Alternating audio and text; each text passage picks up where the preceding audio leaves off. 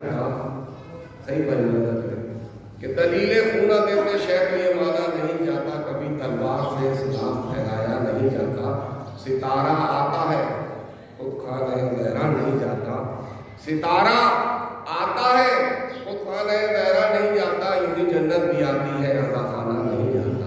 اہتمام نہ ہو، یہ کیسی بات کہ رہبر کا اہتمام نہ ہو، خلاف عقل ہے امت ہو اور امام نہ ہو۔ یہ کیسی بات کہ رہبر کا اہتمام نہ ہو، خلاف عقل ہے امت ہو اور امام نہ ہو۔ تو کہیں سنا ہے کوئی مدرسہ بھی ایسا ہے، کہیں سنا ہے کوئی مدرسہ بھی ایسا ہے وہ درس گاہ مدرس کا انتظام نہ ہو۔ کہیں سنا ہے کوئی مدرسہ بھی ایسا ہے وہ درس گاہ مدرس کا انتظام نہ ہو۔ تو نبی نے ام علی کو بنا دیا مولا، نبی نے ام علی کو بنا دیا مولا، علی سے ہمسری کا خیال کام نہ ہو۔ نبی نے ام علی کو بنا دیا مولا، علی سے ہمسری کا اب خیال خام نہ ہو۔ شیخ مولانا فرمائے بطور خاص کہ علی ولی خدا ہے یہی حقیقت ہے، علی ولی خدا ہے یہی حقیقت ہے، ابھی سویرا ہے تسلیم کرنے شام نہ ہو۔ علی ولی خدا ہے یہی حقیقت ہے، علی ولی خدا ہے یہی حقیقت ہے، ابھی سویرا ہے تسلیم کرنے شام نہ ہو۔ تو انہیں نبی نے دی الا المودتا کی سند، انہیں نبی نے دی الا المودتا کی سند، خلاف آل نبی کوئی تام جھام نہ ہو۔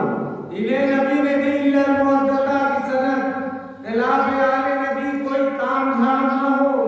تو جب آنے والے ہیں مہدی تو ان کے آنے تک، جب آنے والے ہیں مہدی تو ان کے آنے تک یہ انتظار کی شدت کبھی تمام نہ ہو۔ جب آنے والے ہیں مہدی تو ان کے آنے تک یہ انتظار کی شدت کبھی تمام۔ در حسین پر جو سر جھکا نہیں ہوتا، در حسین پر جو سر جھکا نہیں ہوتا، بلند ظہور کا کبھی مرتبہ نہیں ہوتا، اور نجات پا نہیں سکتی تھی نوح کی کشتی، نجات پا نہیں سکتی تھی نوح کی کشتی، مدد کو کر میرا مشکل کشا نہیں ہوتا۔ سلام علیکم۔ شیخ بطور خاص ملاحظہ کریں کہ رسول اس سے کبھی خوشبا نہیں کرتے، رسول اس سے کبھی خوشبا نہیں کرتے کہ جس کے گھر میں کبھی تعزیہ نہیں ہوتا، اور فرشتے رحمتیں لے کر وہاں نہیں آتے، فرشتے رحمتیں لے کر وہاں نہیں آتے جہاں حسین کا ماتم وفا نہیں ہوتا۔ سلام علیکم۔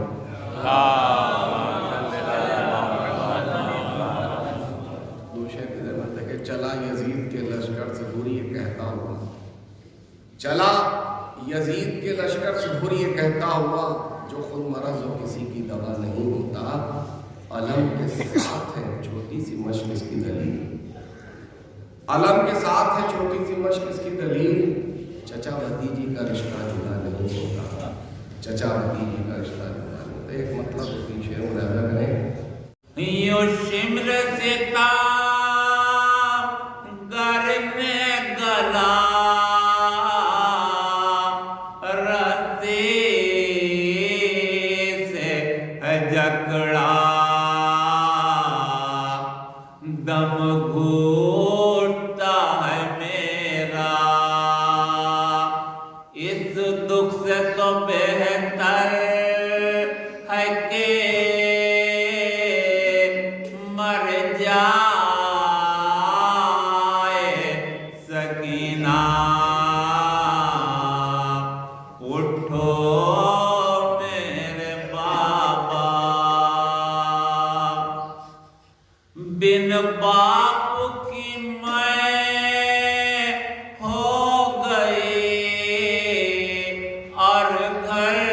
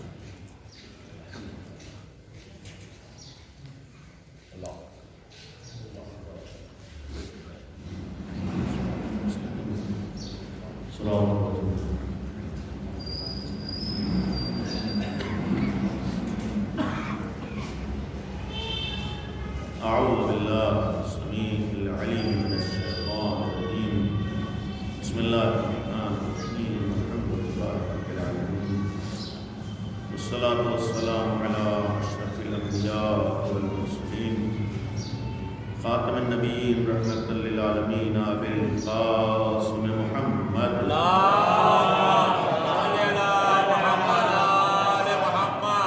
وآله الطيبين الطاهرين المعصومين المعصومين لا سيما بقية الله في الأرضين أرواحنا وأرواح العالمين على تراب مقدمه الفداء ولعنة الله على أعدائهم وغاصب حقوقهم وقاتليهم ومنكر فضائلهم أجمعين. أما بعد، قال الله سبحانه تبارك وتعالى وقوله الحق: أعوذ بالله من الشيطان الرجيم. يقول الذين كفروا لست مرسلا قل كفى بالله شهيدا بيني وبينكم ومن عنده علم الكتاب.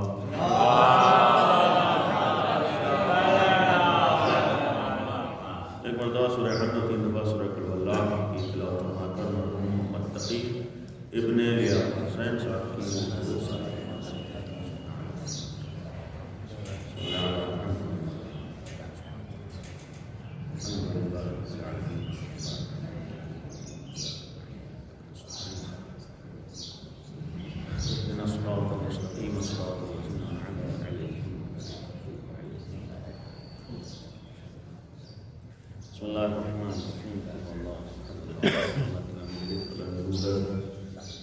ولم يكن له كفوا احد. بسم الله الرحمن الرحيم. قل هو الله احد الله الصمد لم يلد ولم يولد ولم يكن له كفوا احد. بسم الله الرحمن الرحيم. قل هو الله احد الله الصمد لم يلد ولم يولد ولم يكن له كفوا احد. كذلك الله ربي صدق الله العلي العظيم. صلوات على محمد.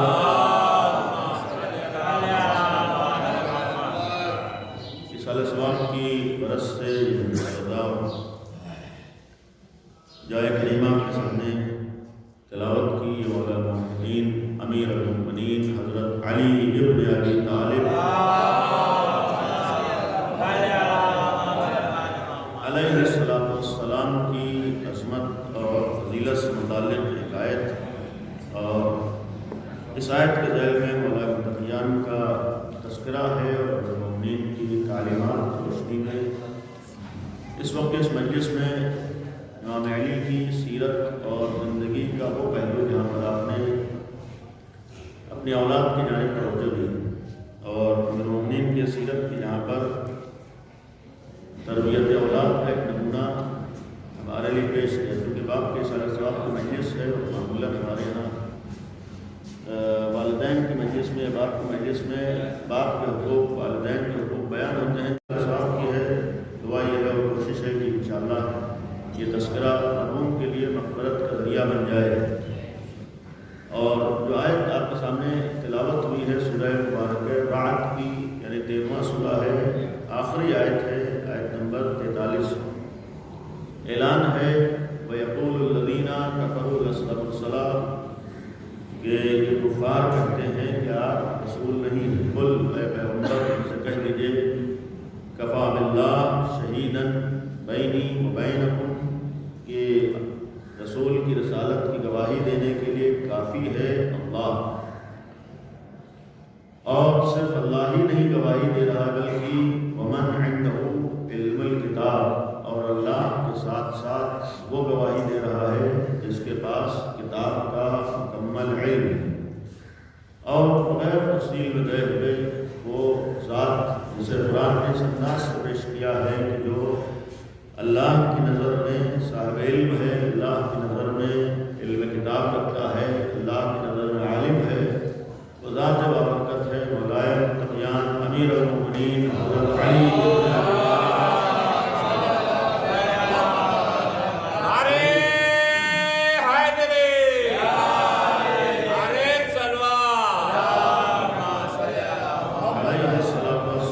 کی بابرکت گرامی ہے. اور یہ مہینہ بھی مولا کائنات سے منسوب مہینہ ہے، لہذا یہ بھی ایک ہمارے لیے فرصت ہے اور بہانہ ہے کہ مولا کائنات کا تذکرہ بھی ہو. اس تذکرے کے ضمن میں ہمارے لیے امیر المؤمنین کی سیرت اور ان کے کردار کا یہ پہلو جہاں پر آپ نے اپنی اولاد کی جانب توجہ دی وہ بھی کسی حد تک بیان ہو سکے. جہاں تک فضیلت کی بات ہے، خود یہ آیت جو عرض کی یہ امام علی کی بہت بڑی فضیلت کو اللہ کی نگاہ میں بیان کرتی ہے. یعنی امیر المومنین کا مرتبہ کیا ہے اور امیر المومنین کی عظمت کیا ہے. سلسلے میں ایک روایت بھی ہے جو سنی ہوئی ہے ختم مرتبہ پیغمبر اکرم حضرت محمد صلی اللہ علیہ وآلہ وسلم نے فرمایا کہ پیغمبر کا خطاب ہے مولا کائنات سے کہ علی اگر تمہارے بارے میں مجھے وہ خوف نہ ہوتا جو جناب عیسیٰ کے بارے میں عیسائیوں کا حشر ہوا ہے، یعنی جناب عیسیٰ کے بارے میں عیسائی بہک گئے اور گمراہ ہو گئے، تو آیت کا حدیث کا مفہوم ہے پیغمبر فرمانے کہ اگر تمہارے بارے میں لوگوں کے بہکنے کا خوف نہ ہوتا تو میں تمہارے ایسے فضائل بیان کرتا کہ لوگ تمہارے قدموں کی خاک اٹھا کر اپنے آنکھوں میں لگاتے اور سرمۂ چشم بناتے. یہ روایت ہے متفق علیہ ہے. اہل سنت کے یہاں بھی روایت موجود ہے کہ ختم مرتبہ نے فرمایا کہ علی میں نے تمہارے سارے فضائل بیان نہیں کی، اگر سارے فضائل بیان کر دیتا تو لوگ تمہارے قدموں کی خاک اٹھا کر اپنے آنکھوں میں لگاتے. اس کا ایک مفہوم یہ ہے کہ مولا کائنات کے فضائل معمولی نہیں ہیں. امیر المومنین کی فضیلتیں اور امیر المومنین کے کمالات یہ خود ہر انسان کے لیے قابل توجہ ہیں اور قابل غور ہیں. اور اسی ذیل میں ایک روایت ہے کہ آج ہمارا فریضہ امیر المومنین کے فضائل سننے کا یہ ہے کہ ہم امام علی کو پہچان سکیں. یعنی یہ جو حکم ہے کہ ہم امام علی کا تذکرہ کریں اور اپنی مجلسوں میں امام علی کے ذکر سے زینت دیں اور مولا کائنات کا ذکر ہو، امیر المومنین کے ذکر کو کرتے رہیں، اس کا ایک مفہوم اور مقصد یہ ہے کہ ہم اس تذکرے کے ذریعے سے امام علی کی معرفت حاصل کر سکیں، یعنی ہم امام علی کو پہچان سکیں. گویا کہنے کا مقصد ہے کہ صرف تذکرہ کرنا ہمارا کافی نہیں ہے، تذکرہ ہی کر دینا ذمہ داری نہیں، ورنہ آج دنیا میں ہر ایک امام علی کو تذکرہ کرتا ہے. تو اصل مقصد ہے کہ اس تذکرے کے ضمن میں ہم نے کتنا امام علی کو پہچان لیا ہے. ورنہ آج کون سی ایسی قوم ہے جس کے اندر تھوڑی بہت انسانیت پائی جاتی ہو اور علی ابن ابی طالب کا تذکرہ نہ کرتا ہو. ہر انصاف پسند انسان آج امیر المومنین کا تذکرہ کرتا ہے. اپنے چھوڑیے غیروں میں کس کس حد تک تذکرہ کرنے والے ہیں.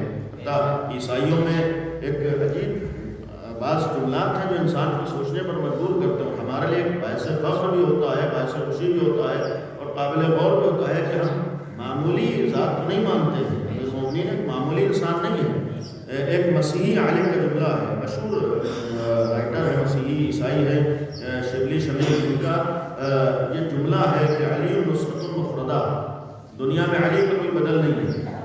یعنی ایک عیسائی کہہ رہا ہے، عیسائی ہو کر کہ علی کا دنیا میں کوئی بدل نہیں ہے، دنیا میں علی جیسا کوئی نہیں ہے. یہاں تک ایک اور عیسائی کا جملہ ہے کہ اگر علی سے محبت کرنا شیعت ہے تو اے دنیا والوں آگاہ رہو میں شیعہ ہوں.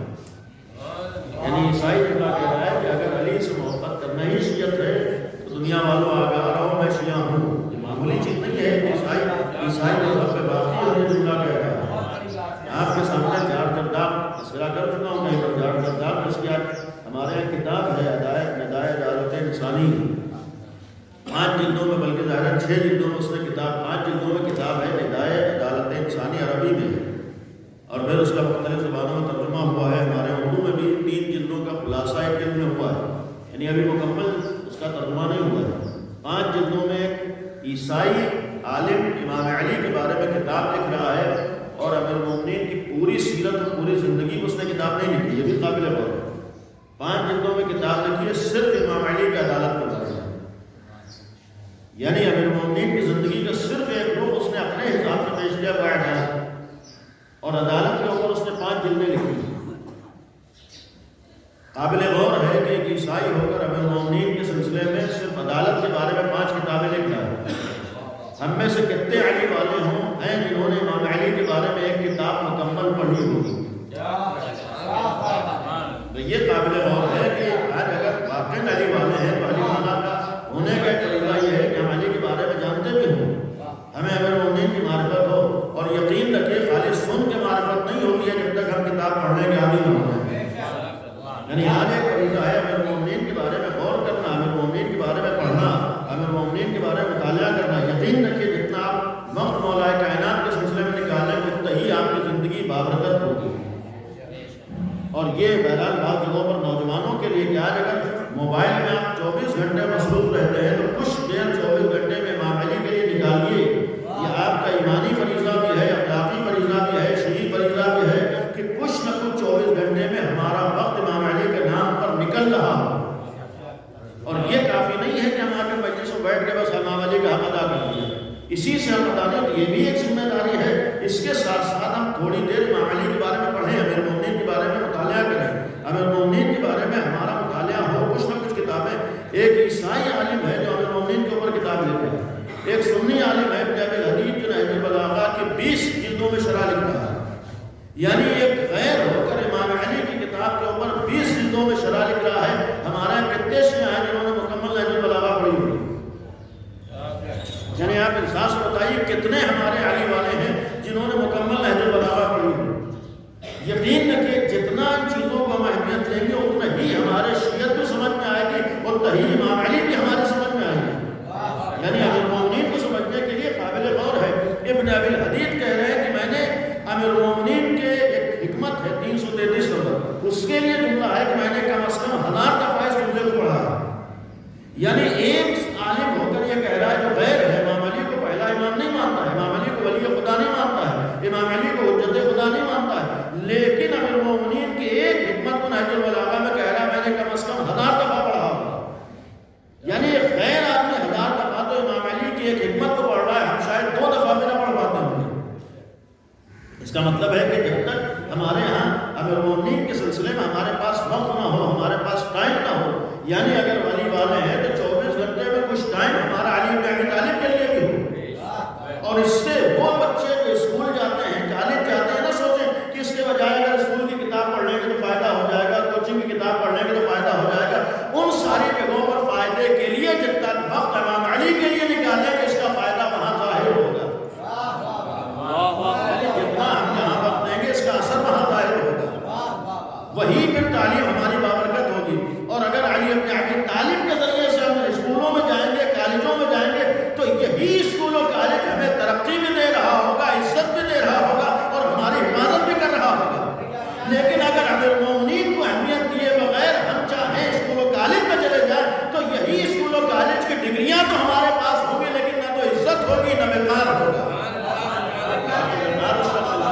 یا وہ تعلیم ہمارے لیے فائدہ مند اس وقت ہوتی ہے جب اس راستے سے ہمارے علی بن ابی طالب کے ذریعے سے، امیر المومنین کی معرفت کے ذریعے سے، امیر المومنین کے توسل کے ذریعے سے، امیر المومنین کے نام پر وقت نکالنے کے ذریعے سے. آج صحیح ہے ہمارا فریضہ علمی میدانوں میں آگے بڑھنا.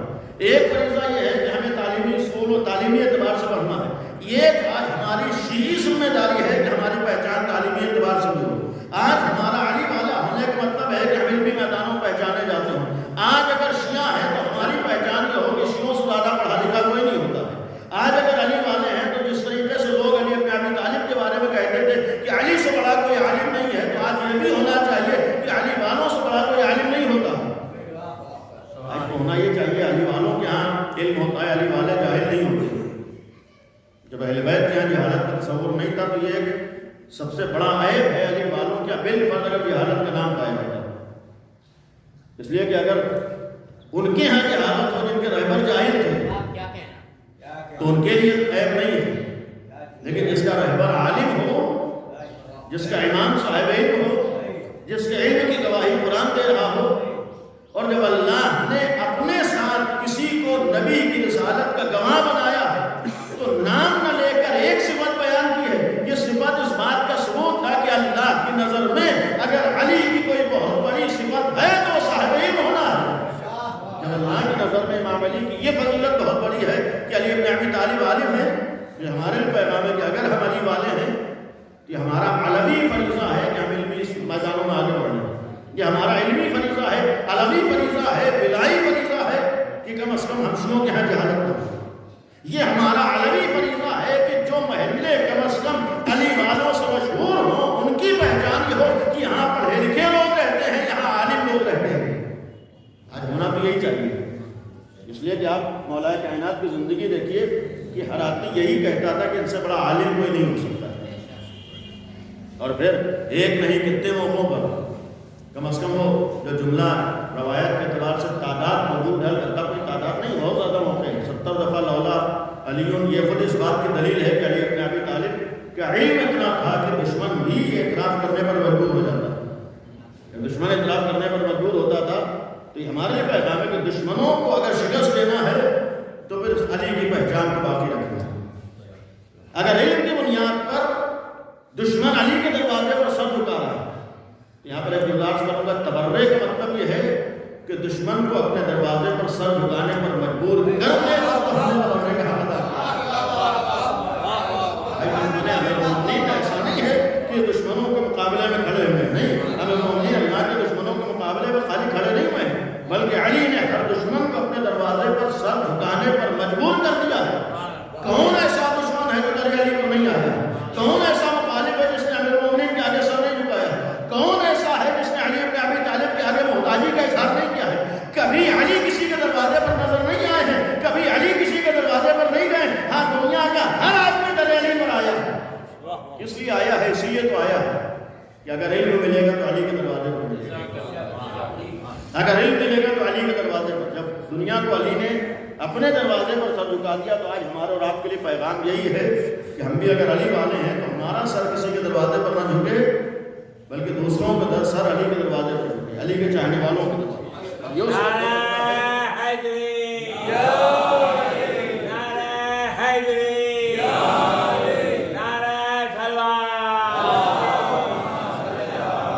وقت ہو سکتا ہے جب ہمیں احساس ہو، یقین رکھیے احساس کے لیے اس ماحول کی بھی ضرورت ہوتی ہے کہ خالی اسکول میں ایڈمیشن کرا دینے سے بچہ نہیں پڑھ جاتا، خالی اسکول میں لے جا کے داخلہ کرا دینے سے بچہ صاحب علم نہیں ہوتا، بلکہ سب سے پہلے خود ہمارے گھر کا ماحول علمی ہو تب بچے آگے بڑھتے ہیں۔ بچے اس وقت پڑھتے ہیں جب ہمارا ذہن نمی ہو، اور پھر تعلیم صرف اسکولوں میں نہیں ہوتی ہے بلکہ تعلیم ہمارے ذہنوں کے ذریعے سے ہوتی ہے، یعنی اسکولوں میں جا کر ہم ترقی تلاش نہ کریں بلکہ اپنے ذہن کو بلند کر کے ترقی ہم تلاش کر رہے ہیں۔ ہماری فکر بلند ہو، ہمارا ذہن بھی بلند ہو، ہمارا سماج بھی بلند ہو رہا ہو، تب تو ہم نے ترقی کی۔ اسی بنیاد پر آج ایک روایت کے مطابق 5 کی ذمہ داریوں میں سے ایک ذمہ داری اپنے اولاد کو تعلیم دلانا، اور اس کے لیے امیر المومنین کی جو میں نے بات کہی، مولا کائنات ہمارے نمونہ عمل ہے، امیر المومنین ہمارے سامنے آئیڈیل ہے، اور اگر امیر المومنین آئیڈیل ہیں تو اللہ نے 2 امام بیٹے انہیں عطا کیے، یعنی مولا کائنات کو اللہ نے 2 امام بیٹے عطا کیے، لیکن اللہ نے جنہیں امامت و نبوت نہیں دی تھی وہ بھی تو علی کے بیٹے ہیں، اور علی بن ابی طالب نے اگر ان کی تربیت کی ہے تو سب سے بڑی چیز جو انہیں عطا کی ہے صاحب علم بنایا ہے۔ چاہے ہمارے سامنے وہ فضیلت نہ آ جائے لیکن یقین رکھیے علی کے بیٹوں میں عباس سے بڑا کوئی عالم نہیں ہو سکتا ہے، اور جناب زینب سے بڑی کوئی عالمہ نہیں ہو سکتی ہے۔ جناب عباس آج ہمارے سامنے نمونہ عمل ہے، یہ امام علی کی تربیت کا نتیجہ تھے جو عباس اور زینب کی شکل میں سامنے آئے ہیں، اور یقین رکھیے کہ یقیناً امام علی نے قربانی دی ہے، یقیناً امام حسین نے قربانی دی ہے، لیکن یہ آل محمد کی قربانی اگر دنیا تک پہنچی ہے تو یہ تو عباس کا کردار ہے، جناب زینب کا کردار ہے۔ محمد کے پیغام کو دنیا تک پہنچاتا ہے، یہ اس وقت ہوتا ہے جب صاحب علم بناتا ہے۔ امام علی نے صاحب علم بنایا ہے، جناب زینب کو بنایا ہے، اور جناب عباس کو بنایا ہے، جناب، اور پھر یہی نہیں ہے بلکہ اگر ہم روایات میں دیکھیں امیر المومنین کے جو شاگرد بھی رہے، یعنی یہاں معاملہ یہ نہیں تھا کہ صرف اپنوں کا خیال ہے، یہاں تو ایک فیض کا دریا ہے، جو بھی چاہے اسے استفادہ کر لے، اور باصلاحیت افراد ملے ہیں تو علی نے انہیں علم عطا کیا۔ جناب سلمان کے سلسلے میں سلمان فارسی اگر آ کر امام علی کی شاگردی اختیار کی تو آپ جائیے جناب سلمان کی زیارت کے جملات پڑھیے، آسان نہیں ہوتا کسی ایک عام انسان کے لیے جملہ مل جانا، لیکن جناب سلمان فارسی کے لیے جملہ ہے کہ انہیں علم اولین و آخرین علی بن ابی طالب نے عطا کیا ہے، یعنی جتنے علوم گزرے ہیں وہ سب سلمان کے پاس تھے، اور آنے والے زمانے میں دنیا جتنی علمی میدانوں میں ترقی کرے گی وہ سب علی نے اپنے شاگرد کو عطا کر دیے تھے۔ یعنی جب سلمان جیسے ایک شاگرد کو علی نے سب کچھ عطا کر دیا ہے تو پھر زینب و عباس جیسے اپنی اولادوں کو کتنا علم عطا کیا ہوگا، اور پھر سوال یہ ہوگا دوسرے افراد کو کیوں نہیں دیا؟ دیکھیے علم دینے کے لیے سامنے والے کے اندر صلاحیت کا ہونا ضروری ہے. یہ تو افسوس ہے علی بن ابی طالب کی زندگی میں امیر المومنین کو افراد نہ مل سکے جنہیں مولا کائنات علم دے سکتے، اور جس کا اظہار مختلف موقعوں پر امیر المومنین نے کیا. آپ روایات دیکھیں، مولا کائنات کو اس بات کا افسوس تھا کہ سینے میں علم موجود ہے لیکن لینے والا نہیں. امیر المومنین یہ یوں ہی دعویٰ سلونی نہیں کرتے تھے، علم دینا چاہتے تھے لیکن لینے والا نہیں تھے یا سمجھنے والے نہیں تھے. اس لیے کہ جب علی جیسا عالم ہو تو پھر سلمان جیسے شاگردوں کی ضرورت ہوتی ہے، اور جب سلمان ہی جیسے اور گنے چنے افراد ہیں. یہاں پر ایک بات عرض کروں، اگر امیر المومنین کے زمانے میں مولا کائنات جیسا عالم تھا لیکن کائنات میں بدبختوں کو بھی کمی نہیں ہوتی، ایسا عالم موجود ہو اور اس کے بعد جہالت کا ماحول باقی رہ جائے، امیر المومنین جیسا دعویٰ علم کرنے والا ہو تب بھی لوگ علم نہ لے رہے ہیں، اس سے بڑھ کر افسوس کیا ہوا. اور جن لوگوں کی تعداد بہت کم ہے جنہوں نے علم حاصل کیا، اور یہ ہمارا اور آپ کا فریضہ ہے کہ تاریخ دہرائی نہیں ہے. ایک علی آیا بلکہ 11 علی آئے، دنیا نے اس سے فائدہ نہیں اٹھایا. یعنی صرف ایک علی نہیں ہے بلکہ 11 علی دنیا کے سامنے آ کر چلے گئے لیکن لوگ اس سے فائدہ نہیں اٹھا سکے. یعنی جس اعتبار سے فائدہ اٹھانا چاہیے نہیں اٹھا سکے. ہاں جب موقع ملا، مثلا 5ویں 6 امام کے زمانے میں تھوڑا بہت حالات سازگار ہوئے تو 6 امام نے 4000 شاگردوں کی تربیت کی.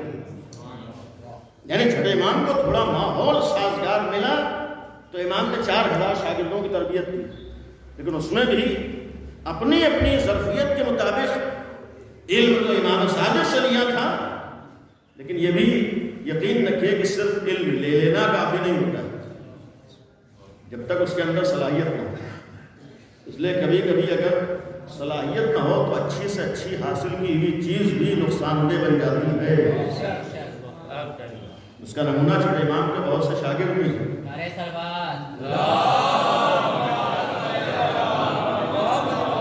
اس کا ایک نمونہ امام کے شاگرد بھی ہیں، یعنی بس میں امام میں بیٹھنے والے ایسے ہیں جنہوں نے امام کے مقابلے میں اپنے نئے راستے نکالے.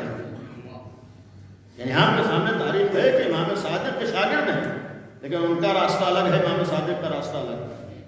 اور کم از کم ان افراد کے لیے تو ایک پیغام یہ ضرور ہے کہ اگر اتنا مسلمات تاریخ میں ہے کہ امام صادق عالم ہیں اور بقیہ سب شاگرد ہیں، جتنے بھی امام ہوں، جتنے بھی کائنات کے امام ہوں، مسلمانوں کے امام ہوں، وہ سب شاگرد ہیں امام صادق کے. امام ابو حنیفہ کے قبلہ لولا سنتان لالکن نعمان، اگر میں نے 2 سال امام صادق کی شاگردی نہ کی ہوتی تو پھر میرے پاس کچھ نہیں تھا. یعنی جو کچھ میرے پاس ہے وہ امام صادق کی شاگردی کا نتیجہ ہے. جب مسلمات تاریخ میں سے ایک سوال یہ ہے کہ بھائی جب یہ مسلم ہے امام صادق استاد ہیں اور بقیہ شاگرد ہیں، یا تو وابستہ ہیں یا بالواسطہ ہیں، یعنی سب شاگرد ہیں. اگر شاگرد ہیں تو پھر اگر کسی مسئلے میں یہ بھی مسلم ہو کہ شاگرد بڑا عالم ہے، شاگرد باصلاحیت ہے، استاد صاحب علم ہے، استاد کے پاس علم ہے اور شاگرد کے پاس اتنا علم نہیں ہے، تو سوال یہ ہے کہ اگر کسی مسئلے میں استاد اور شاگرد میں اختلاف ہے، استاد الگ راستہ دکھائے اور شاگرد الگ راستہ دکھائے، تو عقل مندی کا تقاضا کیا ہے؟ کیا سوال ہے؟ یہ سوال یہ ہے کہ اگر امام صادق کی استادی مسلم ہے، امام صادق کے علمیت مسلم ہے، تو پھر سوال یہ ہوگا کہ اگر امام صادق استاد بھی ہیں اور امام صادق صاحب علم بھی ہیں، کسی بھی مسئلے میں اگر امام صادق اور کسی دوسرے امام میں کوئی اختلاف ہو تو سوال یہ ہے کہ ہم امام صادق کی بات کو مانیں گے یا شاگردوں کی بات کو مانیں گے.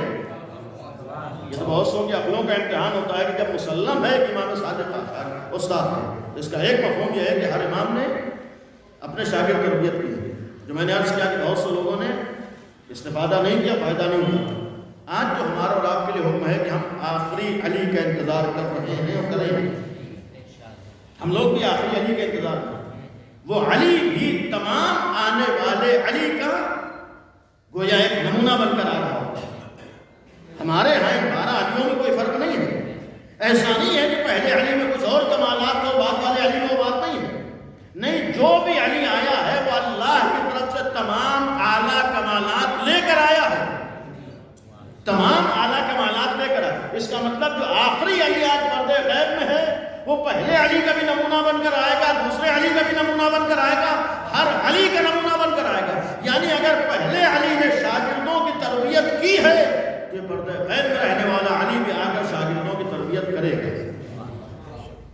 جب شاگردوں کی تربیت کرے گا تو جو امیر المومنین کو غم تھا اور افسوس تھا اور جس کا اظہار فرمایا ہے کہ سینے میں علم موجود ہے لیکن لینے والے نہیں، کہیں ایسا نہ ہو کہ وہ علی آ جائے اور وہ بھی یہ شکوہ کرتا ہوا نظر آئے کہ سینے میں علم موجود ہے لیکن لینے والے نہیں. آسان چیز نہیں ہے. آج صرف امام کے ظہور کا انتظار کافی نہیں ہے، بلکہ امام کے ظہور کے لیے آمادگی و تیاری ضروری ہے. اور تیاری کا مطلب کوئی خاص تیاری نہیں ہے. تیاری کا ایک مفہوم یہ بھی تو ہے کہ اگر معلوم ہو کہ ایک ٹیچر، ایک عالم، ایک باصلاحیت، ایک صاحب علم آ رہا ہے تو ایک فریضہ ہمارا یہ بھی کہ اس سے علم لینا ہے.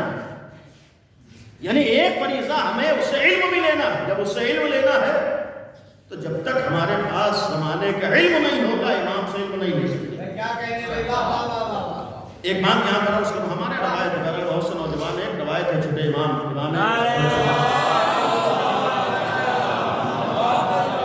علیہ السلام کی روایت ہے، نوجوانوں کے لیے قابل غور. روایت یہ ہے کہ ٹوٹل جو علوم ہیں دنیا میں اور قیامت تک علم ہوں گے وہ تمام علوم امام کی روایت کے مطابق اس کے 27 دروازے ہیں. یعنی 27 دروازے علم کے امام کی روایت ہے. اور آخری امام کے ظہور تک دنیا خالی 2 دروازوں کے علم تک پہنچ پائے گی. یعنی روایت ہے کہ 2 دروازوں کے علم تک دنیا امام کے ظہور تک پہنچ پائے گی. اگر امام کی زبان پر یقین ہے تو یقین رکھیے ابھی جتنی ٹیکنالوجی بھی آگے بڑھی ہے، جتنے علوم آگے بڑھے ہیں، ابھی 2 ہی ونڈو کھلے ہیں. یعنی امام کی روایت کا مطلب ہے کہ علم کے 27 ونڈو ہیں، 27 دروازے ہیں.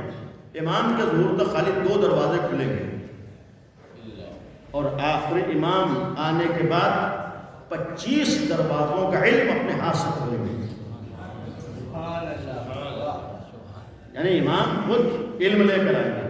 اب یہاں پر ایک شبہ جو بعض اسکول و کالج جانے والے بچوں کے ذہنوں میں آ سکتا ہے کہ آج تو دنیا اتنا ترقی کر چکی ہے، ٹیکنالوجی کا عالم یہ ہے اور علوم کا عالم یہ ہے، آج گھر بیٹھے سارے کام ہو جاتے ہیں. تو امام جو 1200 سال پہلے پردے غیب میں گئے تھے، آج بعض غیروں نے یہ شبہ بھی جاتی ہے، سوال کیا ہے کہ بھئی جو 1200 سال پہلے پردے غیب میں جا چکا ہے وہ آج کس ٹیکنالوجی کا مقابلہ کیسے کرے گا؟ ذہنوں میں یہ سوال ہوتا ہے کہ بھئی وہ کیسے آج کے زمانے کا مقابلہ کریں گے؟ یہی تو امام نے فرمایا ہے. آج جتنی بھی تمہارے پاس ترقی ہے علم کی ترقی ہے، جتنا بھی تم آگے بڑھے ہو علمی اعتبار سے آگے بڑھے، ٹیکنالوجی تو ہے، علم ہے، اور جو کچھ تمہارے پاس ہے یہ بہت زیادہ 2 دروازوں کا علم ہے. تو اگر 2 دروازوں کے علم کا یہ عالم ہے تو اب سوچو جس کے پاس 27 دروازوں کا علم ہوگا، اس کے علم کا عالم کیا ہوگا؟ اس سے پہلے مطمئن رہیے کہ امام صاحب علم ہوتا ہے. آج اگر دنیا والوں کے پاس علم ہے تو ذرہ ہے علم کا، اصل سمندر تو آل محمد ہے. یہ دنیا کے پاس علم نہیں ہے، معمولی سے نمونہ ہے جس پہ آج دنیا اتنا اترا رہی ہے، ناز کر رہی ہے. اور کبھی کبھی اللہ بھی دنیا والوں کو ان کی حیثیت پہچانوا بھی دیتا ہے.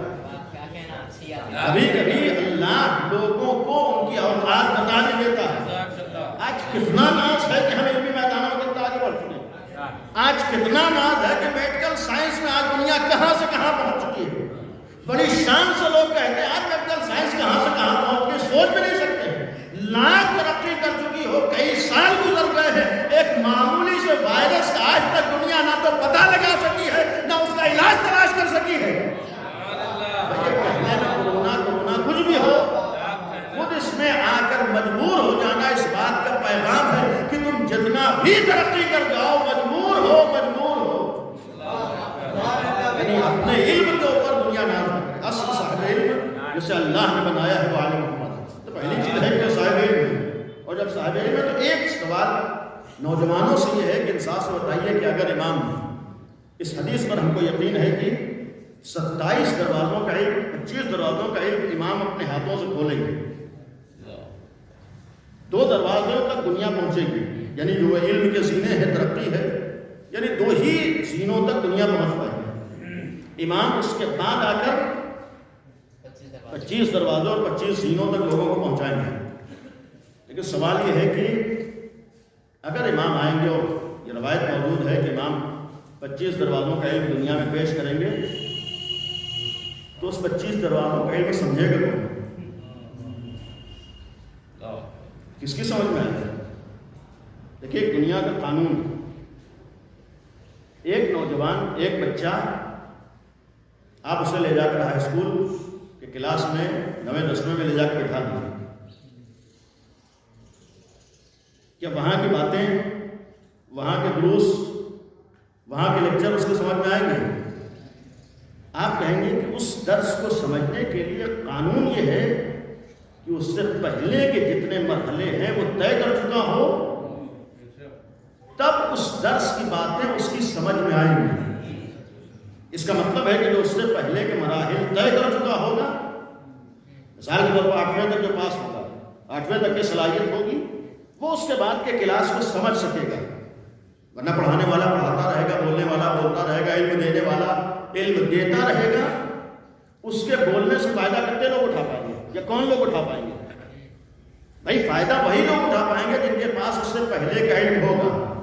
تو اس کا مطلب خالی کلاس میں جا کے بیٹھ جانے سے علم نہیں ملنے والا. خالی کلاس میں بیٹھ جانے سے علم نہیں مل جائے گا. بڑے سے بڑا بھی لیکچر دینے والا لیکچر دے رہا ہو، عالم ہو، ہم اس کی باتوں کو اسی وقت سمجھیں گے جو اس کے پہلے کا علم ہمارے پاس ہوگا. اگر امام نے فرمایا ہے کہ دنیا غیبت تک خالی 2 دروازوں تک پہنچے گی، اور امام اس کے بعد 25 دروازے اپنے ہاتھوں سے کھولیں گے، اس کا ایک پیغام یہ تھا کہ جس کے پاس ان 2 دروازوں کا علم ہوگا وہی امام کی باتوں کو سمجھ سکے گا. اس کا ایک مفہوم یہ ہے کہ جو ہمارے لیے حکم دیا گیا ہے امام کی غیبت کا انتظار کرو، غیبت امام میں اپنے کو آمادہ و تیار کرو. آمادگی و تیاری خالی لباس اور کپڑوں سے نہیں ہے، بلکہ آمادگی کا ایک مفہوم یہ ہے کہ اپنے زمانے کا علم حاصل کرو، تاکہ جب تمہارا امام ظہور کرے تو اس کی باتوں کو تم سمجھ سکو. اس کا ایک مفہوم یہ ہے کہ جب تمہیں اپنے زمانے کا علم ہوگا، تب امام جب علم تمہیں عطا کرے گا، تب تمہاری سمجھ میں وہ علم آئے گا. اور کہیں وہ افسوسناک منظر سامنے نہ آئے جس کے بارے میں ایک عیسائی نے جملہ کہا ہے. بہرحال حق ہے اسے بھی کہنے کا. اس نے ایک جملہ کہا کہ کاش علی ہمارے زمانے میں ہوتے تو علی کے درس میں سارے عیسائی نظر آ رہے ہیں. اس کو غلط فہمی ہے کہ علم کی اہمیت کو عیسائیوں نے سمجھا، اور بہرحال کسی حد تک اسے حق ہے کہنے کا. اس لیے کہ آج آپ کے اسکول، آپ کے شہروں میں سب سے معیاری اسکول کس کے ہیں؟ سوال یہ ہے کہ سب سے معیاری اسکول کس کے ہیں؟ آج کس اسکول میں ایڈمیشن کرانے کے لیے بڑے بڑے لوگ سورس لگاتے ہیں؟ آج کس کے اسکولوں میں ایڈمیشن کرانے کے لیے لوگ پیسہ خرچ کرتے ہیں؟ آج ان اسکولوں میں ایڈمیشن ہو جائے تو آدمی فخر کرتا ہے میرا بچہ وہاں پڑھ رہا ہے. یہ حیف ہے ہم شیعوں کے لیے. یہی چیز دنیا کو فخر کرنا چاہیے تھا، دنیا کو سورس لگانا چاہیے کہ ہمارے بچوں کا ایڈمیشن علی والوں کے اسکول میں ہو جائے. ہونا تو یہ چاہیے تھا کہ دنیا یہ کہے کہ علی والوں کے ہاں ہمارے بچے کا ایڈمیشن ہو جائے. لیکن آج علی والے سورس لگاتے ہیں. اور ایک منظر بھی قابل غور ہے کہ جس وقت امام ظہور فرمائیں گے انشاءاللہ،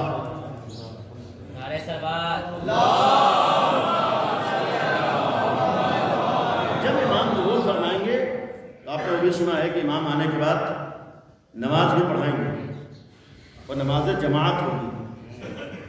نماز پڑھائیں گے، نماز جماعت ہوگی. جب نماز پڑھائیں گے، نماز جماعت ہوگی، تو ہم امام کے ظہور کے بعد جماعت میں اسی وقت شامل ہو پائیں گے جب غیبت کے زمانے میں جماعت کے عادی ہوں گے.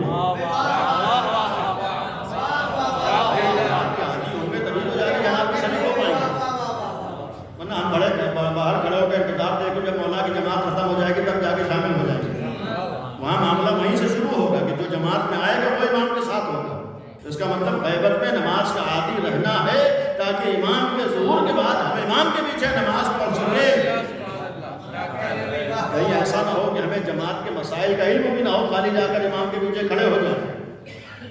امام دنیا والے امام کی طرح سے نہیں ہے کہ انہیں خبر نہیں ہے کہ پیچھے کون کھڑا ہے، کیسے کھڑا ہے۔ امام کو امام ہوتا ہے جسے ہر چیز کا علم ہوتا ہے۔ امام کو یہ معلوم ہوگا ہمارے پاس کون کھڑا ہے اور کون کیسے نماز پڑھنا ہے۔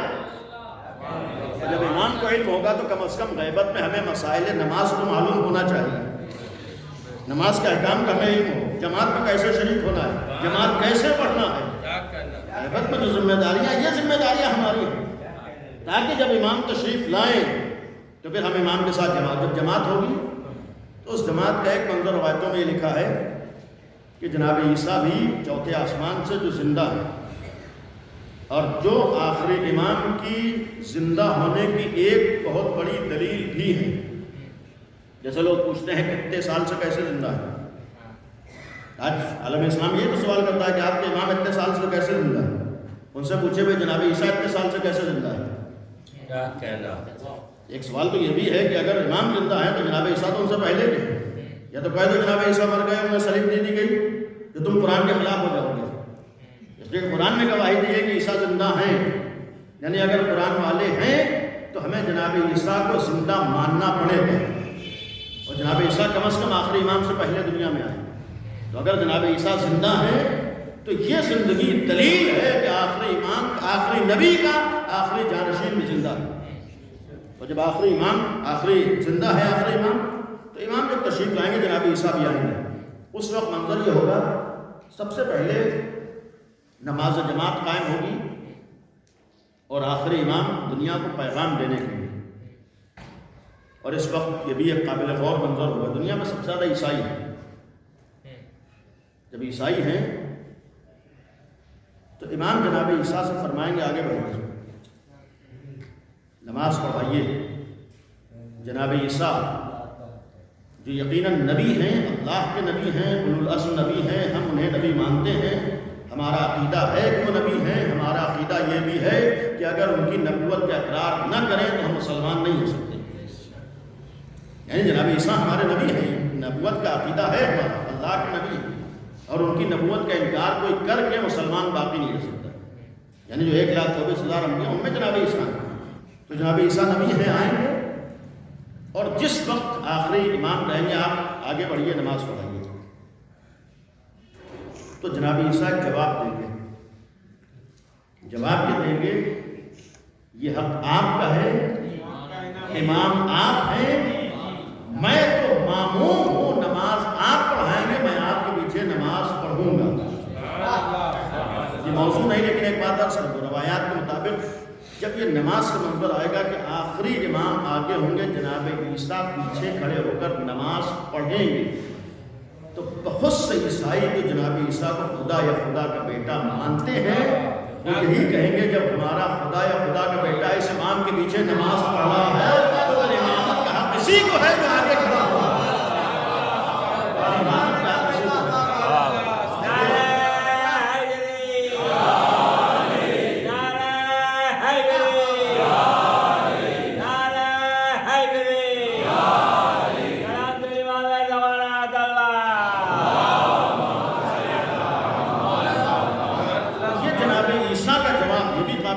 جناب عیسیٰ کا جواب ایک پیغام بھی ہوگا، جب آخری امام کے آگے عیسیٰ نہیں کھڑے ہو سکتے، جب اولو العزم نبی کے اندر اتنی صلاحیت نہیں ہے کہ آخری امام کی امامت کر سکے، تو یقین نہ تو جو امام ہوتا ہے وہ آگے ہوتا ہے، کسی کے پیچھے نہیں ہوتا ہے۔ یعنی جو امام ہوتا ہے وہ کسی کے پیچھے نہیں ہوتا ہے۔ اب اس سے اس غلط فہمی کے شکار نہ رہنا کہ امام علی نے فلاں کے پیچھے نماز پڑھی ہوگی، امام حسن نے فلاں کے پیچھے نماز پڑھی ہوگی، نہیں، جناب عیسیٰ فیصلہ کر دیں گے۔ جب ہم عیسیٰ نبی ہو کر آگے نہیں کھڑے ہو سکتے تو پھر کسی امام کے آگے کوئی کھڑے ہونے کا حق نہیں لگتا۔ محمد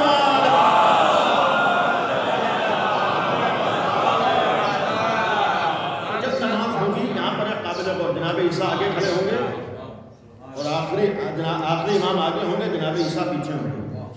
یہ مسلمات تاریخ میں۔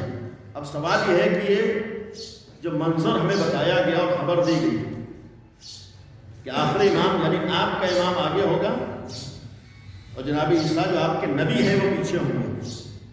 اس میں ایک تعبیر ہے اور پیغام ہے. جب آپ ایسے امام کے ماننے والے ہیں، جب آپ ایسے امام کی امامت کا عقیدہ رکھتے ہیں جو آگے ہوگا اور جناب عیسیٰ پیچھے ہوں گے، اس کا مطلب غیبت میں اب آپ کی ذمہ داری ہے آپ آگے ہوں، جناب عیسیٰ کو خدا کا بیٹا ماننے والے پیچھے ہوں. غیبت میں ہمارا فریضہ ہے کہ ہم آگے ہوں، اور اگر ہم آگے ہیں تو دیکھیں ناممکن کوئی چیز نہیں ہوتی. بات آئی آج یہ بھی ہمارے ذہنیت کی بات ہے. آج ہمارے ہاں ایک عجیب و غریب ذہنیت بھی ہے، اور ہمارے ہاں تعلیم کو الگ سمجھا گیا، دین کو الگ سمجھا گیا. جب کیا معاملہ دین کے ساتھ تعلیم ہے، کیا دین ہی کہہ رہا ہے کہ آپ کے پاس تعلیم ہونا چاہیے؟ ہمارا دین ہی کہہ رہا ہے کہ آپ کو تعلیم یافتہ ہونا ہے. ہمارا دین ہی کہہ رہا ہے کہ جتنا آپ تعلیم یافتہ ہوں گے اتنے دیندار بن سکتے ہیں. ہمارا دین یہ کہتا ہے کہ آپ جاہل نہ رہیں. ہمارا دین یہ کہتا ہے کہ آپ یہاں جہالت نہ ہوں. تو ایسا نہیں ہے کہ دنیا کہہ رہی ہے کہ جاؤ 6 اسکولوں میں پڑھو. ہمارا دین یہ کہتا ہے کہ علم آپ کسی سے پیچھے نہ رہیں.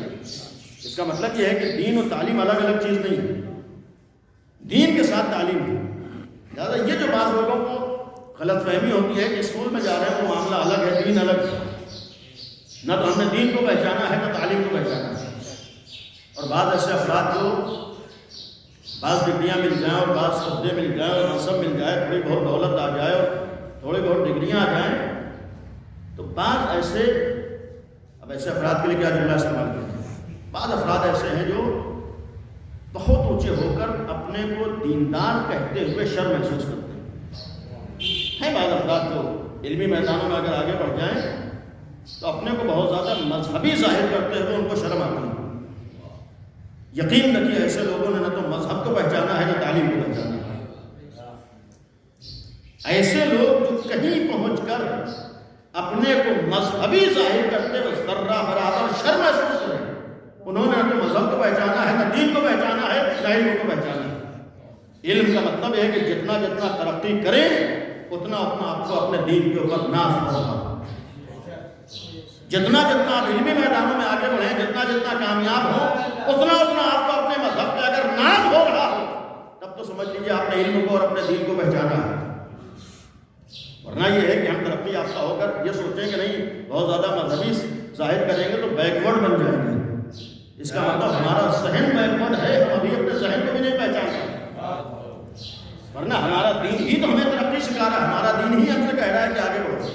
لہٰذا پہلی چیز ہے کہ ہمیں جہاں بھی جاتے ہیں. اب یہیں پر ایک بات آئی کہیں اور اس کی کہ آج ہمارا دین کہتا ہے کہ ہمیں دین کے ساتھ آگے بڑھنا ہے. ہمارا دین کہتا ہے تعلیم حاصل کرنا ہے. جب دین کہتا ہے تو دین یہی کہتا ہے کہ جہاں بھی جاؤ اپنے دین کے ساتھ جاؤ، اور جہاں تمہیں اپنے دین کو گھر میں رکھنا پڑے وہ چیز تمہارے لیے جائز نہیں ہے. جہاں تمہیں دین کو گھر میں رکھنا پڑے وہ چیز تمہارے لیے جائز نہیں ہے، کوئی بھی چیز ہو. اس لیے کہ سب سے بنیادی چیز ہے کہ اللہ نے تمہیں علی والا بنایا ہے. اور علی والے تو خالی امامباڑوں میں نہیں ہوتے، علی والے خالی مسجدوں میں نہیں ہوتے، علی والے خالی فرش اعضاء پہ نہیں ہوتے. اگر علی والے ہو تو ہر میدان میں تمہیں علی والا رہنا ہے. جہاں جہاں تم علی والے رہ جاؤ وہی تمہارے لیے جائز ہے. اور جہاں تمہیں اپنے کو علی والا کہتے ہوئے شرم محسوس ہو، سمجھ کہ وہ چیز تمہارے لیے جائز نہیں ہو سکتی. ہر جگہ شان سے کہو کہ ہم علی والے، اور جب علی والے ہو تو اس پہچان کو جہاں باقی رکھ لو اس کی تمہیں اجازت ہے. تو آج مردوں کے لیے بھی جوانوں کے لیے بھی وہی تعلیم کی اجازت ہے جہاں پہنچ کر آپ اپنے کو امام کا غلام شان سے کہہ سکیں. یعنی جہاں آپ کو علی والا ہونے پر ناز ہو وہ تعلیم آپ کے لیے جائز ہے. جہاں آپ کو اپنے دین اور اپنے مذہب اور اپنی غلامی کو گھر میں رکھنا پڑے اس تعلیم کی ہماری شریعت اجازت نہیں دیتی. شریعت یہی تو کہے گی کہ تمہیں دین کے ساتھ آگے بڑھنا ہے. اگر کسی منصب اور کسی عہدے پر فائز ہو تو وہاں اپنے کو غلام علی کہہ سکو تب تمہیں اس منصب پر پہنچنے کا حق ہے. جہاں غلام علی باقی رہے گا، کسی بھی میدان میں ہو، کسی بھی فیلڈ میں ہو، کسی بھی جگہ پر ہو، اگر وہاں غلام علی ہیں تب وہاں جانا جائز ہے. اور جہاں یہ ہو کہ نہیں یہاں تو امیر المومنین کا معاملہ نہیں ہو سکتا، سمجھ لیجیے ایسی جگہ ہمیں جانے کی اجازت ہمارا دین نہیں دیتا. کاش میں اپنی بات پہنچا سکوں. واہ واہ واہ واہ. یعنی جہاں آپ امام علی کی خوشنودی کے مطابق نہ رہ پائیں وہاں آپ کے لیے اجازت نہیں ہے. ایسی جگہوں پر جانا، ایسی جگہوں پر کام کرنا، ایسی جگہوں پر مصروف ہونا جہاں آپ کو علی کی غلامی کہیں اور رکھنا پڑے اور وہاں آپ غلام علی باقی نہ رہ پائیں علل اعلان، تو وہ چیز، اس کا ایک مسئلہ ہمارے یہاں معمولاً لڑکیوں اور خواتین کا آتا ہے. ہمارے دین میں، ہمارے مذہب میں لڑکوں کا پڑھانا بھی ضروری ہے ماں باپ کے اوپر، اور لڑکیوں کا پڑھانا بھی ماں باپ کے اوپر لازم ہے. باپ کی ذمہ داریوں میں سے ایک ذمہ داری اپنے بچوں کو تعلیم یافتہ کرنا. روایت ہے کہ باپ کی ذمہ داریوں میں سے ایک ذمہ داری، اسی لیے میں نے ابتدا میں امیر المومنین نے ہمارے سامنے عملی نمونہ پیش کیا. غازی عباس جیسا ایک عالم بیٹا کائنات کے سامنے پیش کیا. زینب جیسی ایک صاحب علم بیٹی دنیا کے سامنے پیش کی. امیر المومنین نے اپنے بچوں کو صاحب علم بنا کر ایک عملی نمونہ پیش کیا. تو آج ہمارے اور آپ کی ذمہ داری ہے کہ ہم بھی اپنے بچوں کو جتنا پڑھا سکتے ہوں پڑھائیں. ہمیں چاہے ایک وقت ایک روٹی کم کھانا پڑے لیکن اپنے بچوں کو آج کے زمانے میں پڑھانا ضروری ہے. جس دور سے ہم لوگ گزر رہے ہیں اس دور میں اپنی عزت و وقار و آبرو کی حفاظت کے لیے آج بچوں کو علمی میدانوں میں آگے بڑھانا ضروری ہے. آج ضروری ہے کہ ہم علمی حساب سے، اس لیے کہ یقین ہے کہ علم وہ چیز ہے جو بڑی سے بڑی طاقت کو بھی جھکنے پر مجبور ہے. اور یہ امیر المومنین کے زمانے کے اور اہل بیت کے زمانے کی سیرت گواہ ہے کہ جتنی بڑی بھی حکومت قائم ہو گئی لیکن علم علی کے سامنے وہ سر جھکانے پر مجبور ہوئی. علم علی کے سامنے بڑی سے بڑی طاقت بھی جھکنے پر مجبور ہوئی. اگر آج ہم کو اس ولایت کی عظمت کو بچانا ہے کہ ہمارا سر بلند رہے تو وہ کام کرنا ہے جس کی وجہ سے کہیں ہمارا سر نہ جھکنے پائے. اور اس کے لیے بہرحال وقت نہیں ہے. پہلی چیز ہمارے یہاں علمی میدانوں میں آگے بڑھنا ہے اور دوسری چیز کاروبار اقتصاد میں بھی ہم شیعوں کو آگے بڑھنا ہے. بہرحال ہر انسان کی اپنی اپنی ذمہ داری ہے لیکن میں اپنے مومنین کی حیثیت آج ضرورت ہے کہ ہماری دو چیزیں پہچان ہو. علمی میدان میں ہماری پہچان ہو، اقتصادی میدان میں ہماری پہچان ہو. شیعہ کا مطلب یہ ہونا چاہیے کہ شیعہ سے بڑا کوئی پڑھا لکھا نہیں ہوتا ہے، اور شیعہ کا مطلب یہ ہونا چاہیے کہ شیعہ وہ قوم ہوتی ہے جو دینے والی ہوتی ہے، لینے والی نہیں ہوتی. شیعہ قوم وہ ہوتی ہے جو دینے والی ہوتی ہے، لینے والی نہیں ہوتی. اس سے زیادہ میں عرض نہیں. ماہ رمضان آ رہا ہے، ماہ رمضان قریب ہے. آج ہمارا فریضہ اس میدان میں اور اس فیلڈ میں یہ بھی ہے کہ اپنی عزت و آبرو کی ہم خود حفاظت کریں. مجبوریاں ہوں، حالات سازگار نہیں ہیں، مسائل ہیں، مشکلات ہیں، لیکن مسائل و مشکلات سے بڑھ کر ہماری اپنی عزت و وقار کا معاملہ ہوتا ہے. کسی علی والے کو حق نہیں ہے کہ اپنی عزت کا سودا کرے. اور عزت کے سودے کا مطلب یہ ہوتا ہے کہ علی والے کا مطلب یہ ہونا چاہیے کہ علی والا واقع برداشت کر سکتا ہے، کسی مخلوق کے آگے ہاتھ نہیں پھیلا سکتا. کسی مخلوق کے آگے، دیکھیے جنہیں اللہ نے نوازا یہ ان کی ذمہ داری ہے کہ ضرورت مندوں کی ضرورت کو پورا کریں. جنہیں اللہ نے نوازا یہ ان کی ذمہ داری ہے کہ ضرورت مند ان کی ضرورتیں پورا کریں. لیکن اگر حالات میں نہیں کوئی آ رہا ہے اور پریشانی ہے تو اس میں بھی ہمارے دین نے کہا کہ ایسے کے سامنے اپنی ضرورت کا اظہار کرو جس سے تمہاری عزت و آبرو ناش نہ ہو پائے. اس لیے کہ دنیا میں ایسے، اب ان کے لیے بدبخت کہا جائے، ایسے بدبخت ہیں جو جتنی مدد نہیں کرتے ہیں اس سے زیادہ عزت و آبرو نیلام کر دیتے ہیں. شریعت اس کی اجازت نہیں دیتا ہے کہ ہم آپ کو 10 روپے کی مدد کر رہے ہوں اور پورے شہر کو دکھا رہے ہوں کہ ہم نے 10 روپے دیے ہیں. آج تو نوبت یہ آتی ہے کہ جتنی ہم مدد نہیں کرتے اتنی مومن کی عزت و آبرو کو نیلام کر دیتے ہیں.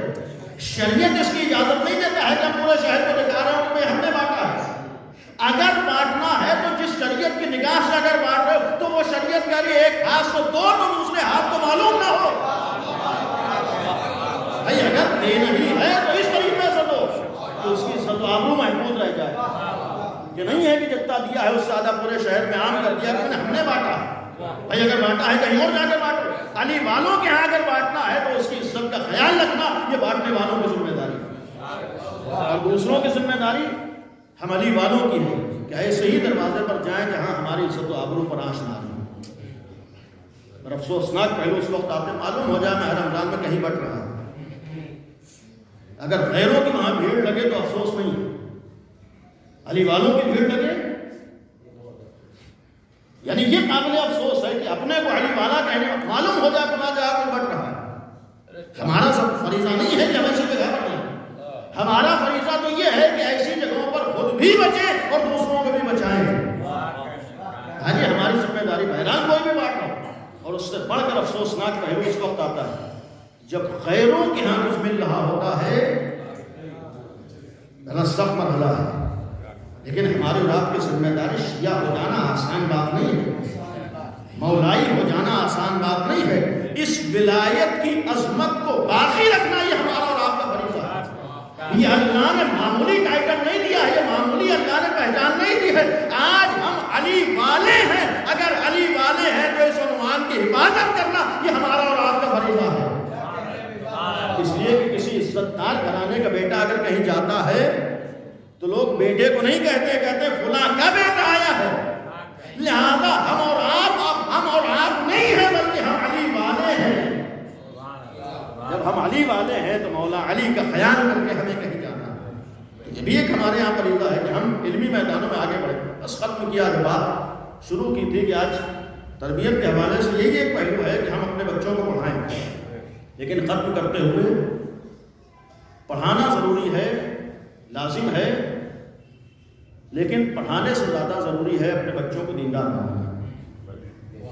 یہ جو اکثر والدین کو اس بات کا خوف ہے اور احساس ہے اور خطرہ ہے کہ آج ماحول ایسا ہے اور حالات ایسے ہیں اور بچہ باہر جا رہا ہے, اسکول میں جا رہا ہے, کہاں جا رہا ہے, کیا کر رہا ہے, موبائل ہاتھ میں ہے, ہم حفاظت نہیں کر پا رہے ہیں, نہیں بچا پا رہے ہیں. ان سب جگہوں پر اپنے بچوں کو بچانے کا ایک بہترین راستہ انہیں دیندار بنا دینا ہے. اور یقین رکھیے جتنا ہماری اور آپ کی ذمہ داری بچوں کو پڑھانا ہے اس سے کہیں زیادہ ذمہ داری اپنے بچوں کو دیندار بنانا ہے. بچہ جاہل رہے گا لیکن زندگی گزار لے گا. بچہ بے دین رہے گا, نہ تو دنیا میں زندگی گزار سکتا ہے نہ آخرت میں زندگی گزار سکتا ہے. جاہل رہے گا اس کی دنیا برباد ہوگی, بے دین رہے گا آخرت برباد ہوگی. تو اگر محبت ہے اولاد سے اور آج احساس ہوا ہے کہ کہیں نہ کہیں بچے کا ایڈمیشن ضرور ہو جائے تو اس سے زیادہ یہ احساس ہو کہ ہمارا بچہ بے دین نہ رہے. اور ختم کرتے ہوئے جہاں دین کا احساس اس کے وجود میں آ جائے گا کہ ہم علی والے ہیں اور بچپن سے اسے ہم اس احساس کے ساتھ بڑا کریں کہ تم علی والے ہو تو اسے یہ احساس رہے گا, کسی بھی ماحول میں رہے گا اسے اس بات کا خیال ہوگا کہ جب ہمارا مولا علی ہے تو ہمیں کوئی ایسا کام نہیں کرنا ہے جس سے ہمارے دین کے اوپر آنچ آ رہی ہے. اگر غیر نوجوان بہکے گا تو علی کی محبت رکھنے والا نوجوان آسانی سے بہکے گا نہیں. اگر گناہوں کی طرف نوجوان جائے گا تو اس نے کسی امام کو معصوم نہیں مانا. ہمارا نوجوان اپنے امام کو معصوم مانتا ہے. اگر آج سماج میں نامحرم سے دوستی کو نوجوانوں کی ضرورت بنا دیا جائے تو ان لوگوں کے لیے ضرورت ہو سکتی ہے جن کے رہبر معصوم نہیں ہیں, لیکن جن کا رہبر معصوم ہے وہ یقیناً اس بات کا خیال کرے گا کہ ہمیں اپنے کو گناہوں سے بچانا ہے. ظاہر سی بات آج ہم اس پریشانی میں رہتے ہیں کہ موبائل ہاتھ میں ہے, کیسے بچہ بچے. اسے اگر دیندار بنا دیا بدترین ماحول میں بھی وہ خود اپنے کو بچائے گا. اس لیے کہ دین و ولایت معمولی چیز کا نام نہیں ہے. دین اور ولایت اس طاقت کا نام ہے جو انسان کو شیطان کے آگے سر جھکانے نہیں دیتا. اگر ولایت ہے کبھی بھی ہم کسی شیطانی افکار کا شکار ہو جا نہیں سکتے. اور اسی لیے دین کا پیغام ہے, امیر المومنین کا ایک پیغام ہے. ایسے تربیت کے ذریعے سے آج زینب بنی ہے, یعنی علی کے لیے زینت ہے. امیر المومنین کی تربیت کا اثر ہے, حضرت زہرا کی تربیت کا اثر ہے. یہ تاریخیں تھیں, امیر المومنین سے منسوب تاریخیں بھی ہیں اور جناب زینب سے منسوب تاریخیں بھی ہیں. اور یہ پیغام دیا ہے کہ اگر ہم نے ایسی تربیت کی ہے کہ وہ باعث زینت بن گئی علی کے لیے, تو اب ہر نوجوان کی ذمہ داری وہ کام کرے جس سے اپنے دین کے لیے زینت کا سبب بنے، اور اگر اس دین پر آنچ آنے لگے تو پھر اپنے گلے کٹا دیے جاتے ہیں، اس دین پر آنچ نہیں آنے دی جاتی ہے۔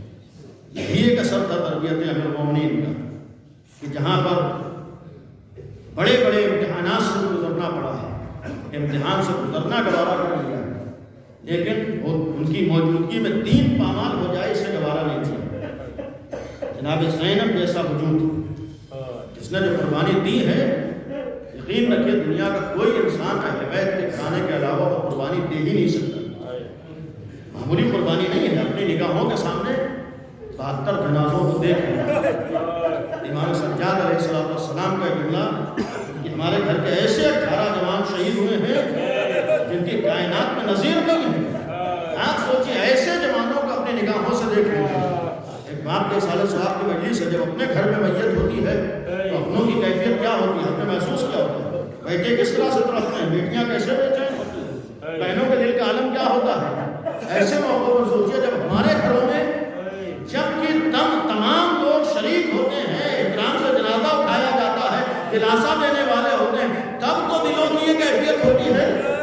اور جہاں کربلا میں 72 جنازے نگاہوں کے سامنے ہوں اور کوئی ایک بھی دلاسا دینے والا نہ ہو، کوئی ایک بھی پرسا دینے والا نہ ہو۔ جناب زینب کے دل سے پوچھیے کہ جس وقت اپنے ماجائے کی لاشوں کو نگاہوں سے دیکھا، آج تو اگر معمولی سے کوئی بیمار ہو تو پہلے اس کے ذہن کو تیار کرتے ہیں، جلدی اسے خبر نہیں دیتے ہیں، لیکن کربلا میں ایک بیمار بیٹے کو غشی کے عالم سے اٹھا کر بھوبی آ کر جملہ کے میرے لال غش چوکو کیا قیامت آ گئی ہے، بھوبی اماں خیر جو میرے لال تمہارے بابا کی خبر میں، بھوبی اماں ذرا خیمے کا پردہ ہٹائیے۔ کیا کبھی آپ نے سنا کسی بیمار بیٹے نے اس طریقے سے باپ کے دنیا سے جانے کی خبر سنی ہو جس طریقے سے امام سجاد نے کربلا میں اپنی نگاہوں سے دیکھا ہے؟ پہلا منظر جو نگاہوں سے دیکھا، حسین جیسے بابا کا کٹا ہوا سر رونے لگا پر۔ جناب زینب نے جو منظر دیکھا ہے، امام سجاد نے تو فرمایا بیٹی اماں بابا کا کٹا ہوا سر رونے لگا پر، آپ کے بھائی کی ہو گئی، ہم یتیم ہو گئے۔ عزیزو جناب زینب جو امام حسین کی جدائی کا تصور نہ کر سکتی ہوں، صرف یہ خبر نہیں سنی ہے، وہ جو مشہور جملہ ہے جناب مرزا نے آ کر کہا شہزادی غضب ہو گئی۔ مرزا اب کیا غضب ہوگا، میرا ماجایا شہید کر دیا گیا۔ شہزادی میں نے سنا ہے گھوڑوں کی نالبندی کا حکم لیا گیا ہے۔ آپ جناب آج ہم اور آپ جو چیز سوچ نہیں سکتے ہیں، جناب زینب نے وہ امتحانات دیے ہیں۔ آج ہم اپنی نگاہوں سے بعض مناظر تو تصور نہیں کر سکتے ہیں، کہہ دینا بڑا آسان ہے۔ ذرا جناب زینب کی جگہ اپنے کو رکھ کے سوچئے کہ اگر اتنا چاہنے والی بہن ہو یا کوئی بھی عزیز ہو، کیا وہ منظر آ کر در خیمہ سے دیکھ کے برداشت کر لے گا جو جناب زینب اولیاء مقام نے دیکھا ہے؟ جب جناب مرزا نے آ کر یہ جملہ کہا شہزادی گھوڑوں کی نال بندی کا حکم دیا گیا ہے، اب جو جناب زینب در خیمہ پر آئی ہے، ایک منظر دیکھا ہے، تڑپ گئی ہے، شاید اپنے بابا کو پکار کے یہ جملہ کہا، اے بابا علی مرتضیٰ آپ تو مشکل کشا ہے، اب زینب استعارات سے گزر رہی ہے۔ عزیزو جناب زینب کے لیے صرف یہی منزل نہیں ہے، بلکہ جب اس سے آگے بڑھتے ہیں اسے ایک جملہ ہے، خیموں میں آگ بھی لگی ہے، آگے جناب سید سجاد سے فرمایا کہ میرے لال خیموں میں آگ لگ چکی ہے، امام وقت ہو، بتاؤ خیموں میں جل کے مر جائیں جو خیموں سے باہر نکلیں۔ یہ امتحان امام سجاد کے لیے تھا۔ وہ بھی اماں اور یہ قابل غور ہے کہ امامت کے لیے یہ وقت آیا ہو کہ جو پہلا حکم دے وہ بھی جناب زینب جیسی ہوئی ہو۔ یعنی اس کا مطلب دین آسان نہیں ہے، شریعت آسان نہیں ہے، دین و شریعت کی عظمت کو سمجھنا ہے، عالم امت کی قربانیوں سے سمجھنا ہے۔ یعنی اہل بیت کی قربانیاں گواہ ہیں کہ دین و شریعت کی عظمت و اہمیت کیا ہے، ورنہ ایک امام وقت کے لیے آج ہم اور آپ جو معمولی سی غیرت رکھتے ہیں، اس امتحان سے اگر گزرنا پڑ جائے تو آسان نہیں ہوگا۔ ایک غیرتدار جوان برداشت نہیں کر سکتا ہے کہ اس کے گھر کی ناموس کو دشمنوں کے درمیان بے پردہ آنا پڑے، چیزیں غیرتدار برداشت نہیں کر سکتا۔ کیا کبھی سوچا امام سجاد جیسا غیرتدار ہو؟ اور پھر امامت کا فریضہ آتے ہی جو سب سے پہلا جملہ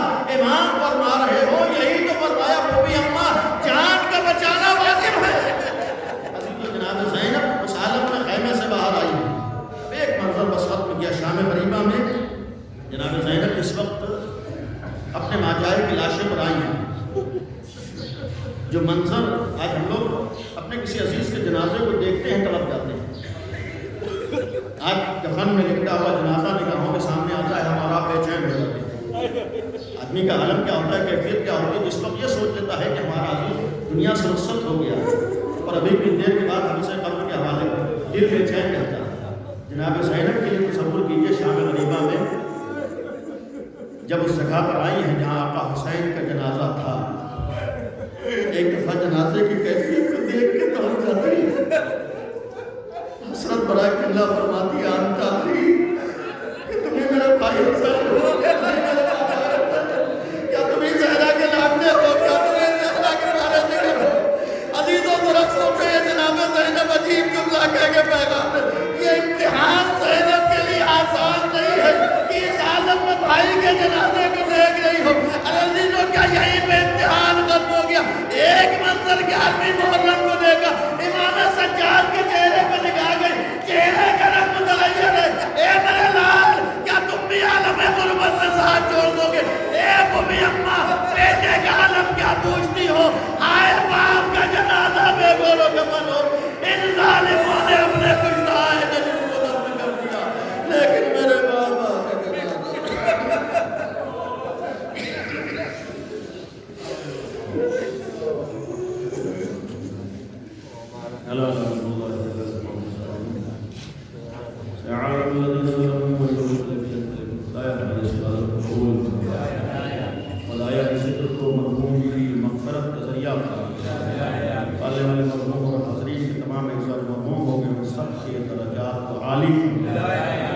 تمام مرحومین کو جوار معصومین میں دکھائی پالنے والے حبیب کا واسطہ, معصومین کا واسطہ, حاضرین کی تمام دلی حاجات قبول. خدایا علی و زہرا کا واسطہ, جن کا واسطہ تیری بارگاہ قابل قبول, امیر مومنین کا واسطہ, اہل بیت کا واسطہ, ہم سب کو معرفت امام علی والے زہرا کا ہم سے راضی و خوشنود فرما. علی والے ہم سب کو دین پر عمل کرنے کی توفیق دے. خدایا ہم سب کو علم و عمل کی توفیق دے.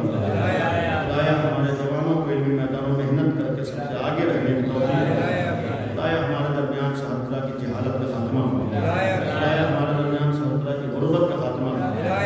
معبود ہم سب کو ہر جگہ ہر قدم پر اپنی عزت نفس کا خیال کرنے کی توفیق دے. حبیب کا واسطہ ہے جو پریشان حال ہیں, جو بے روزگار ہیں, جن کے حالات صحیح ہیں, امیر المؤمنین کا واسطہ ہے, ان سب کے ہر راستے میں ان مشکلات سے ان سب کو نجات عطا. ہم جو بیمار و مریض ہیں ان سب کو شفا اور صحت عطا. خدایا ہم سب کو اپنے والدین کے حقوق ادا کرنے کی توفیق عطا. خدایا ہم سب کو اپنے بچوں کی صحیح معنی میں تربیت کرنے کی توفیق عطا. پالنے والے ہمارے تمام گناہوں سے صغیرہ و کبیرہ کو معاف فرما. خدایا ہم سب کو ہر طرح کے گناہوں سے بچنے کی توفیق عطا. پالنے والے عظمت اہل بیت کا واسطہ ہے, دنیا سے ہر طرح کے کفر و شرک و نفاق خاتمہ فرما. پالنے والے توحید کی فرما. معبود دنیا سے ہر طرح کے ظلم و ظالمین کا خاتمہ فرما. پالنے والے امام زمانہ کے ظہور میں تعجیل فرما. ہم سب کو امام کی حسن و شمار فرما. ایک دفعہ مزید سورہ حمد سورہ کربلا تلاوت محرم مرحوم محمد تقی ابن ابی حسین صاحب کی روح کو